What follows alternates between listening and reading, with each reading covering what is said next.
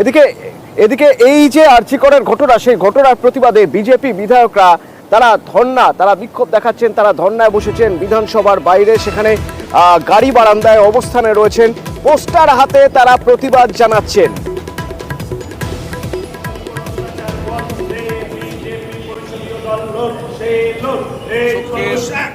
সিদ্ধান্ত মানিনি আমরা, অধ্যক্ষ সিদ্ধান্ত না মেনেই 11টা থেকে 1টা আমাদের বিজেপির যারা দক্ষিণবঙ্গের বিধায়ক আছেন, হোস্টেলে যারা ছিলেন, তারা এখানে এসে আমাদের বিধানসভার প্রবেশ পথের সিঁড়িতে আমরা 2 ঘন্টা ধর্ণা দেব। কারণ 2টোর সময় ভারতীয় জনতা পার্টির একটি কর্মসূচি রয়েছে। বিধায়করা সিদ্ধান্ত নিয়েছি যে আমরা আগামী সপ্তাহে একদিন নবান্ন, একদিন রাজভবন এবং একদিন স্বাস্থ্য ভবন যাব। আজ আউটডোর খুলে গেছে, আউটডোর থেকে টিকিট বিলি শুরু। কদিন ধরে মানুষ দুর্ভোগ পুড়িয়েছেন, কারণ আউটডোর পরিষেবা তারা পাননি। আজ কি অবস্থা? উজ্জ্বল রয়েছেন এখান থেকে আমার সঙ্গে। উজ্জ্বল,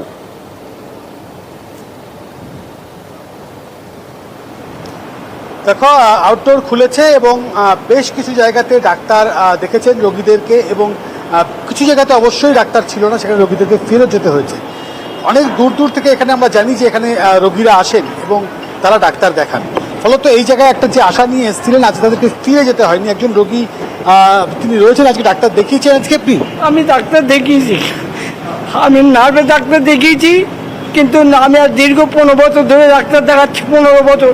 কিন্তু ডাক্তার দেখাতে দেখাতে এমন একটা জায়গায় এসে গেছে, ওষুধ খাওয়ার মতো প্রতিষ্ঠান শরীরে আমার ঢুকছে না।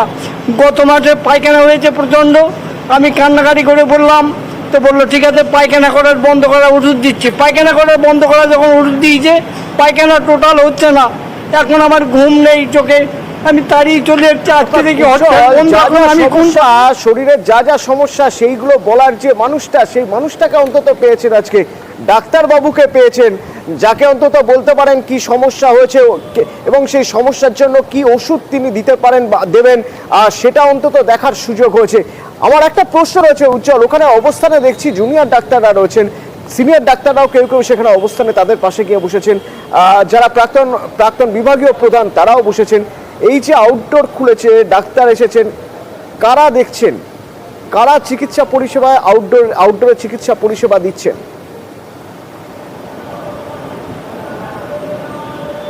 দেখো, অবশ্যই সিনিয়র ডাক্তার বা যারা এখানে রয়েছেন, কারা চিকিৎসা দেখতে আমরা কথা বলবো।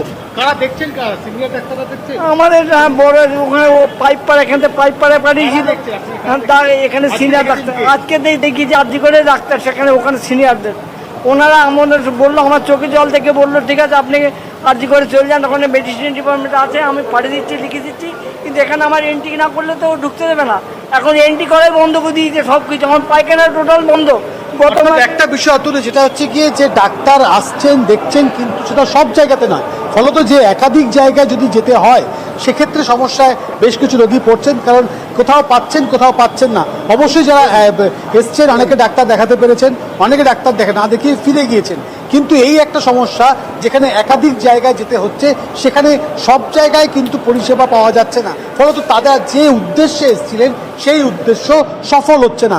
সেই জায়গায় দাঁড়িয়ে কিন্তু অনেক রোগী তাদের বক্তব্য যে এরকম যে একটা আন্দোলন চলছে, তারপরে যে পরিষেবা, সেই পরিষেবা দ্রুত স্বাভাবিক হয়ে যান, তাতে যে মানুষগুলো আসেন এখানে চিকিৎসা করাতে, তারা অনেকটাই তার ফল তারা সেই পরিষেবাটা তারা পেতে পারেন। ফলত সব মিলিয়ে বলা যেতে পারে যে ওপিডি কিন্তু এখনো পর্যন্ত খোলা রয়েছে, প্রচুর মানুষ আসছেন এবং বেশ কিছু একই রকম একটা ছবি, একই রকম আরেকটা ছবি আমরা আরেকটা ছবি দেখব, যেখানে সিনিয়রদের ধমকে আউটডোর খুলে দেওয়া হলো। এসএসকেএম এ আউটডোর খোলা হলো। এখান থেকে রয়েছেন আমার প্রতিনিধি রৌনক। আউটডোর খোলা হলো, চিকিৎসকরা রোগী দেখছেন।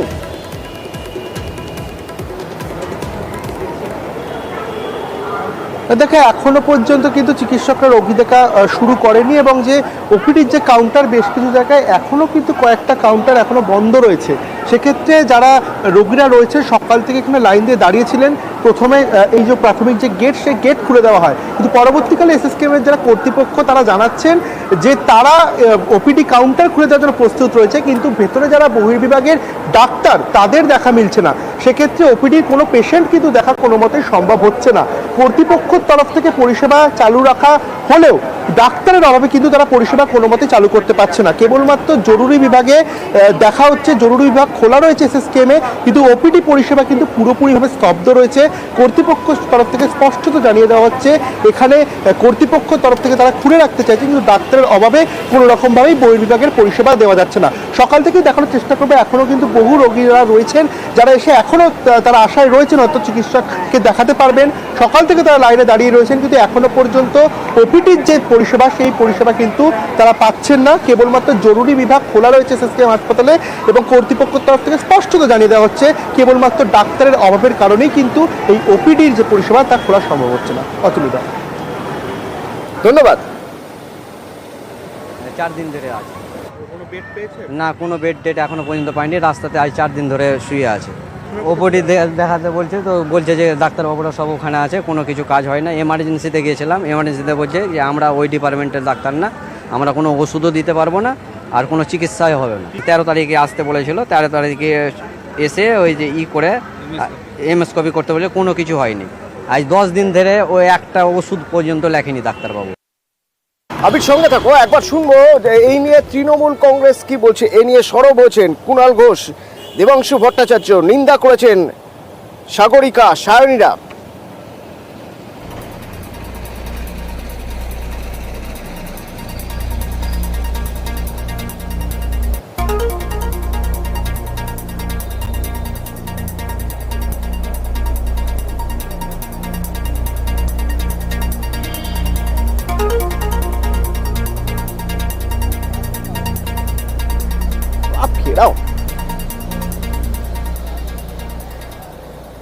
একদিকে যেমন নিন্দা এই ঘটনার, তারই পাশাপাশি রাজনীতি করার অভিযোগ। কিন্তু আবির সরাসরি আমার সঙ্গে রয়েছে, আবিরের সঙ্গে একবার কথা বলবো। আবির, কোনো রাজনৈতিক দলের কোনো ব্যক্তি তিনি তো তার মতো প্রতিবাদ ধর্ণা জানাতেই পারেন। বিজেপি প্রতিবাদ জানাচ্ছে, বিজেপি বিধায়করা প্রতিবাদ জানাচ্ছে। শাসক দল তৃণমূল, সেই শাসক দলের সাংসদ সুখেন্দু শেখর রায় যোধপুর পার্কের নেতাজি মূর্তির সামনে এই ঘটনার প্রতিবাদে ধর্ণা দিচ্ছেন। সেটা কিভাবে দেখছে তৃণমূল? প্রথমত হচ্ছে তুমি শুরুতেই যেটা বললে যে ব্যক্তিগত স্তরে প্রতিবাদের যে জায়গা, সুখেন্দু শেখর রায়ও তিনি সেটাই ঘোষণা করে বলেছেন যে তিনি ব্যক্তিগতভাবে তিনি এই প্রতিবাদ জানাতে চলেছেন। এবং তার বক্তব্য হচ্ছে তার কন্যা সন্তান রয়েছে, তার নাতনি রয়েছে, এবং যে গোটা ঘটনাটি ঘটেছে সেই ঘটনা সমাজের পক্ষে অত্যন্ত ক্ষতিকর এবং সামাজিকভাবে এটা বিরূপ প্রতিক্রিয়া বিভিন্ন জায়গা থেকে উঠে আসছে। এই পরিস্থিতিতে দাঁড়িয়ে একজন জনপ্রতিনিধি হিসেবে তিনি মনে করেন এই গোটা ঘটনার প্রতিবাদ জানানো উচিত। একই সঙ্গে তিনি উল্লেখ করে জানিয়েছেন যে কোনো রাজনৈতিক দলের প্রতিনিধিরা তার এই অবস্থানে বসাকে বিভিন্ন রকমভাবে ব্যাখ্যা করতে পারে, নানা ধরনের কথা বলতে পারে। আসলে তারা যেই কর্মসূচি করে মানুষের পাশে আছেন এবং কি নারকীয় ঘটনার প্রতিবাদ জানাতে চলেছেন, সেটাই যে তার মূলত উদ্দেশ্য, সেটাকে তিনি বোঝানোর চেষ্টা করছেন। এবং সেই কারণেই আজকে বিকেল 5টা থেকে রাত 8টা পর্যন্ত তিনি যোধপুর পার্কে নেতাজি মূর্তির সামনে তার যে অবস্থান কর্মসূচি, সেই অবস্থান কর্মসূচি পালন করবেন।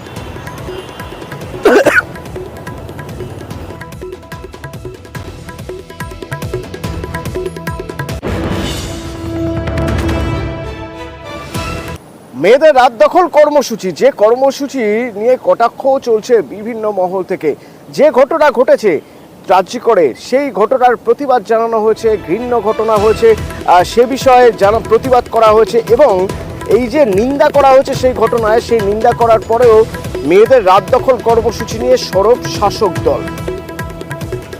ধর্ষণ, খুনের মতো ঘটনায় রাজনীতি করার অভিযোগ কিভাবে দেখছে তৃণমূল?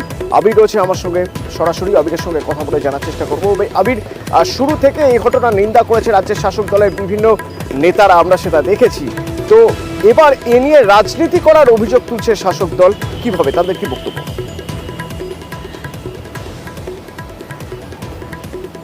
প্রথমত হচ্ছে যে সামাজিক মাধ্যমে বিভিন্ন ধরনের প্রতিক্রিয়া ইতিমধ্যেই উঠে আসতে শুরু করেছে এবং অবশ্যই একটা বড় অংশ তারা রাজনৈতিক দল মত নির্বিশেষে এই কর্মসূচিতে তারা যোগদান দিতে যে চলেছেন এবং প্রথমে যেখানে মনে করা হয়েছিল যে শহর কলকাতা কেন্দ্রিক এই কর্মসূচি চলবে, এখন দেখা যাচ্ছে যে গোটা রাজ্যের বিভিন্ন জায়গায় এমনকি রাজ্যের বাইরেও আজকে এই কর্মসূচি পালন হচ্ছে।